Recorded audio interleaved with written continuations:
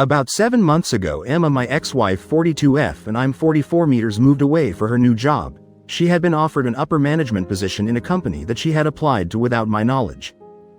And the reason she had done so was because she knew that I would never agree to move away. We had been together for 12 years, married for 10, and we have 8-year-old twins together.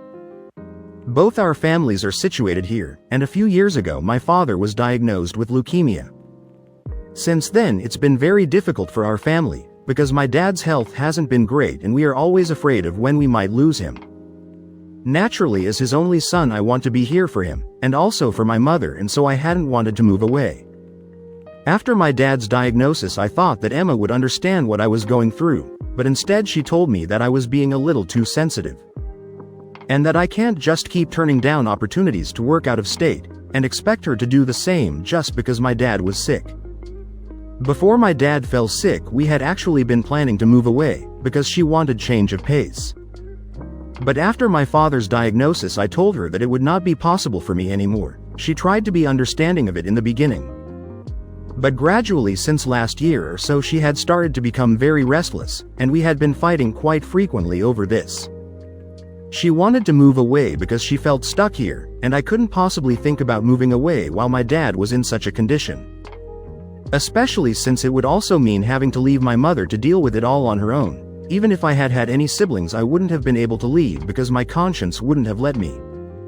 And I kept trying to explain that to Emma, but she refused to see my point, and I just felt like she was being selfish. Whereas she felt like I was the one being selfish, and then earlier this year she just came home from work one day and told me that she had applied for a high paying position in a company outside of state and she got the job. That came as a shock to me, and I wanted to be happy for her, but I just couldn't because she hadn't told me anything about this application or this job. I was kind of in shock, so I just congratulated her, and then I said nothing that day. I remember we got into an argument, because she didn't think I was happy enough for her even though it was a pretty big deal. Because I have to admit it was a good job with decent pay, however I was just upset that you hadn't even thought that she needed to talk to me about it before applying. And she told me that she didn't even think that she would get the job, but now that she had it, she was thinking of moving away and she wanted me to come along with her. She wanted to relocate our entire family, knowing what my feelings on this were, so we ended up fighting over that, and it was one of our worst fights. It got so bad that she ended up leaving to go stay with her parents for a couple of days, and we had no contact for those days. So I actually thought that she was going to file for a divorce and put an end to this. But then she came back home and we ended up deciding that we were going to try and patch things up between us. Because we still had the kids, and we couldn't let them down. And back then I thought that I could still make it work with her, because I didn't want to let go of this marriage. I was sure that I loved her, and she told me that she did too, which is why she wanted to make it work. But she also didn't want to give up on her dreams, and so after a lot of discussion we decided that she was going to take up the job and I would stay back here. She told me that she was going to try and travel back and forth as often as she could, so we could make this work. We had no other option but to choose a long marriage for now, since neither of us was ready to give up on each other. It was hard for me to agree, but I had to do it at least for a while before we could figure out what we wanted to do in the future. So then she left, and she would come back home every alternate weekend. But even then she would only get to spend 2 days with us, and take a flight back on Sunday evening since she would have to be back for work every Monday.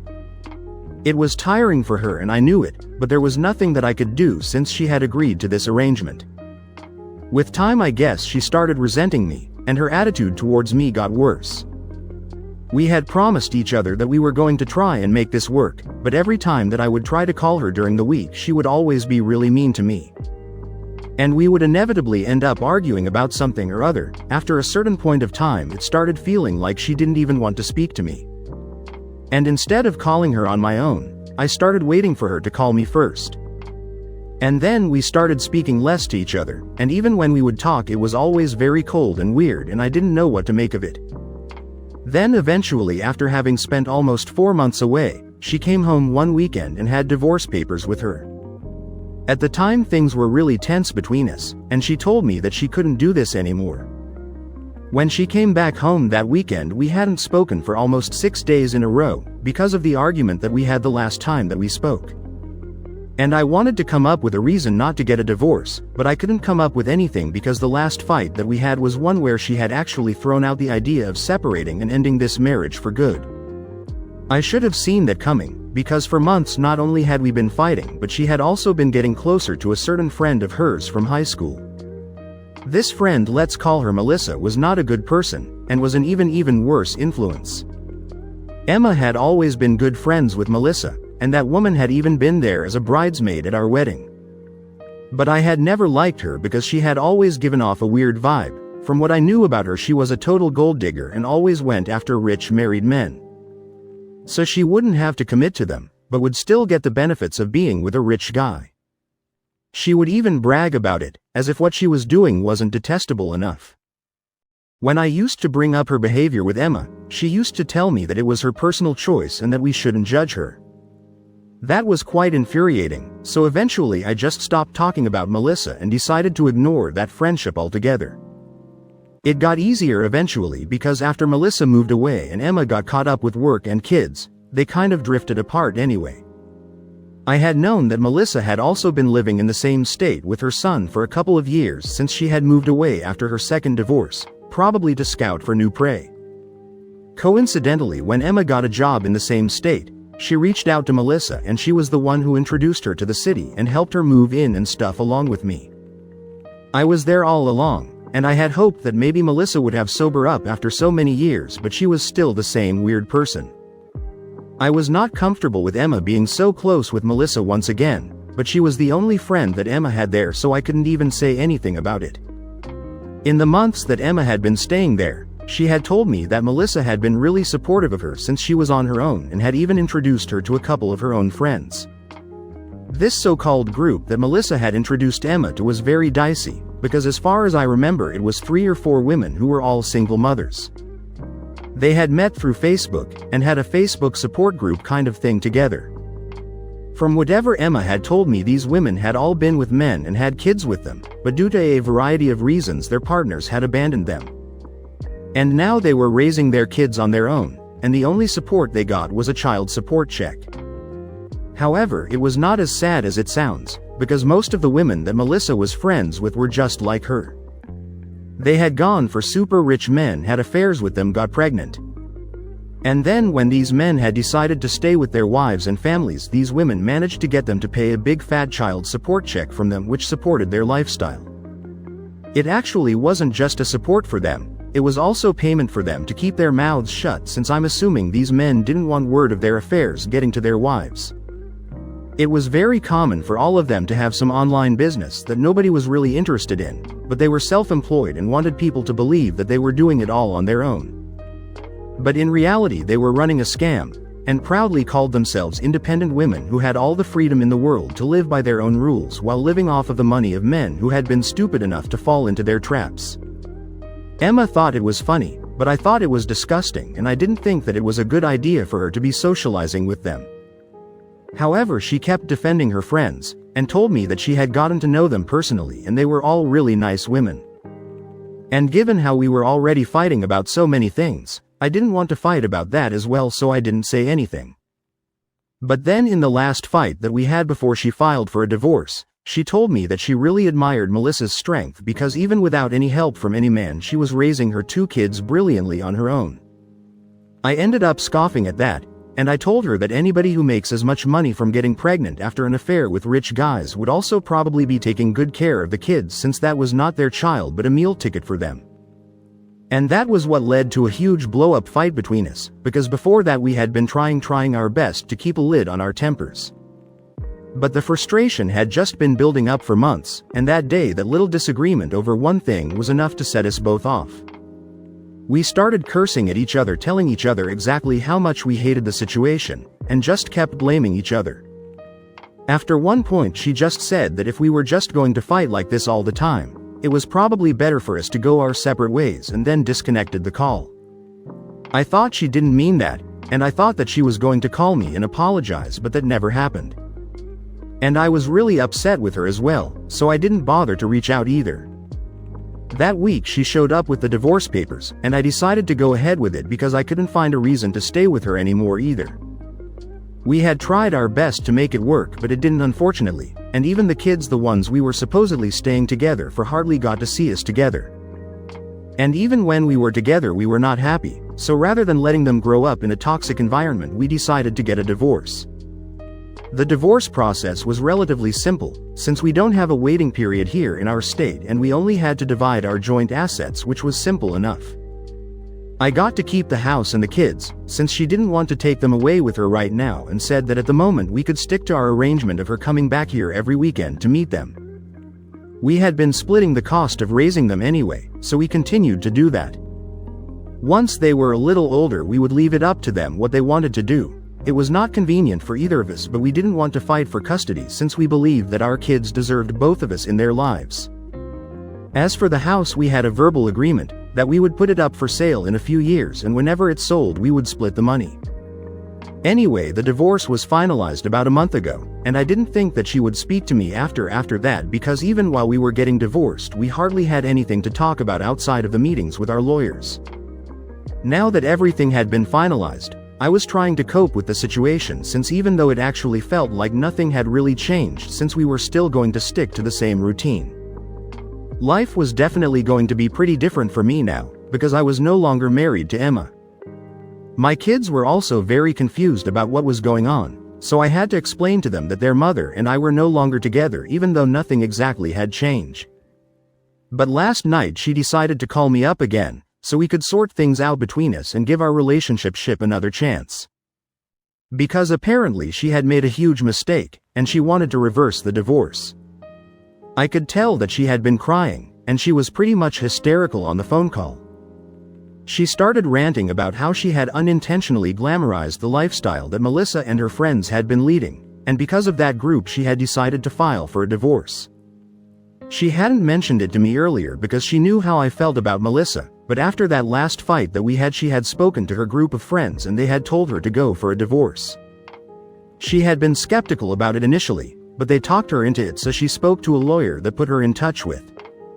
But 1 month has passed since then, and she has tried literally to get herself to move on, like dating apps and blind dates and even going out every other night. But has only ended up hooking up with random people, and that has only made her feel pathetic.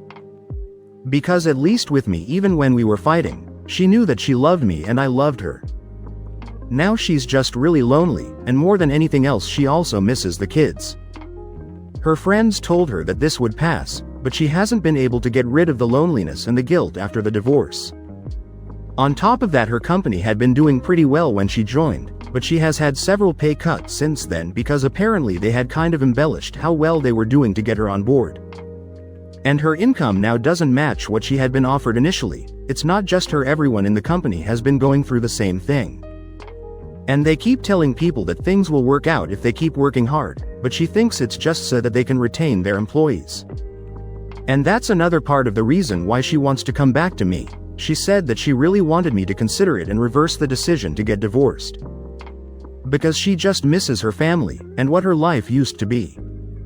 But after she was done talking and explaining her situation to me, I just felt furious with her because I couldn't believe that she had allowed her stupid and immoral friends to talk her into getting a divorce. I had always warned her against Melissa, and I had also made it very clear that I didn't like the company she was keeping after she moved away. But she never paid any mind to me, and now they had turned out to be the reason that she ended up making the decision that she did. Had it been her own mistake, I might have even been all sympathetic towards her, but the fact that she had chosen to listen to people that I hated really got on my nerves.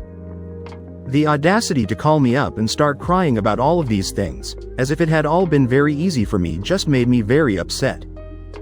And I ended up snapping at her, and now she had to lie in it because I was not going to help her out here. In spite of everything, I had tried my very best to make this marriage work, and I'm not talking about the last few months, I'm talking about ever since my dad fell sick. I had been fighting for our marriage relentlessly, and for a while so had she, but she had been immensely selfish for the past couple of years. And that's how we had ended up here divorced. The least she could have done while she had been staying away was at least try to understand my feelings and situation. But she allowed herself to get carried away by friends whom she knew I did not like. I told her that she was not a high school kid anymore.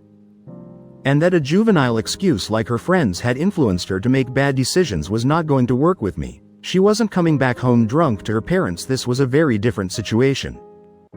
And it had affected my life and even the kids, and now just because it's inconvenient for her she wants to reverse the divorce. Firstly, of course that's not how it works, and secondly, even if it did I wouldn't do it. I was really upset by everything she had told me right before that, and I just couldn't hold back. So I told her that now if she was feeling really lonely and guilty, then she should just ask her friends for help. Because I'm sure if they were the ones who had encouraged her to file for a divorce, they cared about her enough to take her in if she was not doing well financially and support her emotionally as well. I was also very annoyed by the fact that she had basically just confessed that she had been hooking up with random people for the past month after our divorce. Technically she was single, so she was allowed to do whatever she wanted.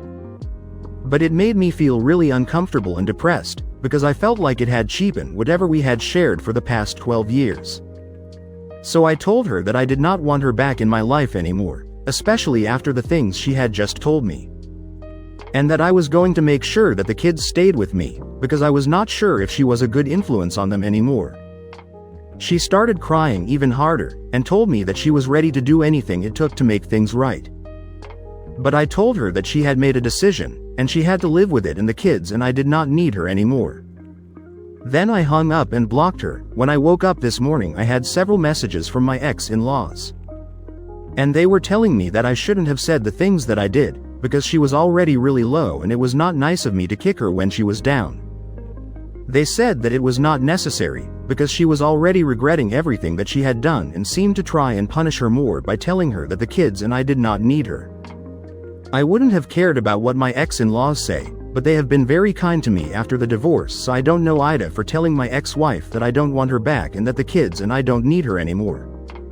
Update 1. Hello guys, thank you so much for all the support that you guys have shown for me in the comments. I don't know how to say it, but it really means a lot to me knowing that so many people are on my side here. And it means even more to me that so many of you have identified with my story, and have reached out to let me know that things are going to be alright. It's very of you guys, and I know that things are going to get better. It has been 4 days since I posted, and I had blocked Emma after we had that conversation, so she hasn't been able to get in touch with me. But this weekend she is supposed to come over to see the kids, and spend some time with them, so I don't know what's going to happen then. For the past couple of months, ever since the divorce was initiated, she would just pick up the kids from my place and go to her parents' place to spend the weekend with them. And occasionally spend some time here with all 4 of us for some family bonding, but mostly she would try to stay away from me, and I was fine with it because it just made things easier for me. This weekend, though it's anybody's guess, I'm actually kind of dreading having to see her because her parents have been very upset with me. And have told me that the things that I said to her were so harsh, that she has ended up crying every single time that they have called her after that. I haven't been responding to any of their messages, because I don't really know what to say to them.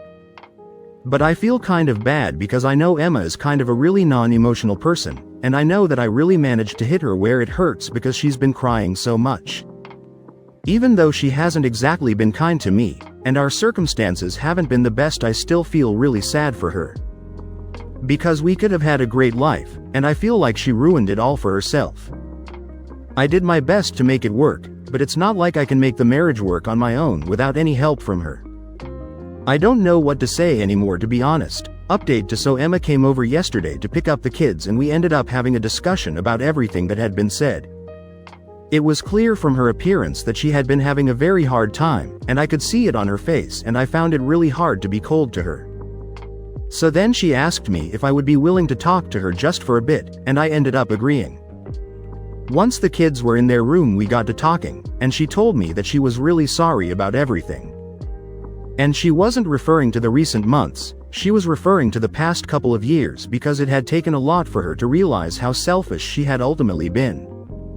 And she even said that she did not deserve me. She told me that in the past few weeks after the divorce, every time she would go out on a date or hook up with any guy, all she could think was how she wasn't sure if this was the kind of life that she wanted for herself. And felt guilty for throwing it all away. She had built it up all in her head, but it wasn't all that it was cracked up to be. And when she realized that it was too late for her to do anything about it, because she had already lost me. While talking she started crying again, and I tried to come for her, but she told me that it would only make her feel worse.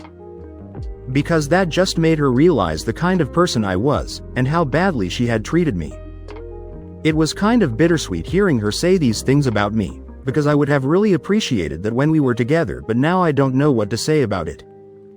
Anyway, after a while she told me that she had decided to quit her job and move back here, so she could be closer to her family.